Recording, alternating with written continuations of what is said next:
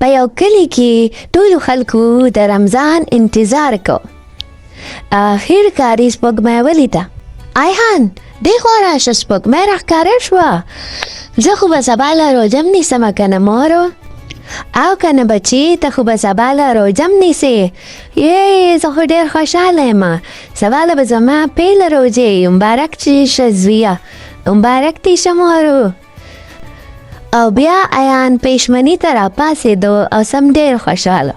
هغه لاړې د خپل پلار خواته او پلار یې ورته وی: بچیه، دې ته پېشمنۍ وایي او پېشمنۍ موږ ته د دی نو دې ورځې دپاره طاقت راکوي. ایان ډېر خوشحاله شو او هغوی پېشمنۍ وکړو.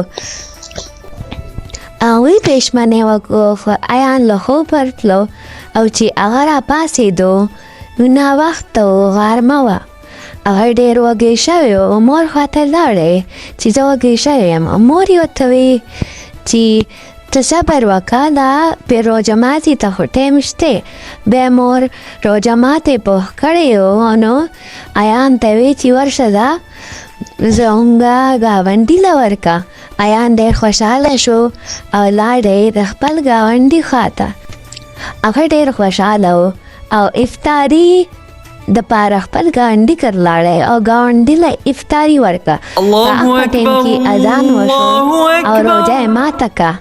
او ایان ته پته ولګېده چې رمضان صرف زموږ دپاره د روژه ماتي نه دی، بلکې موږ ته صبر، عزت او احترام ښیي.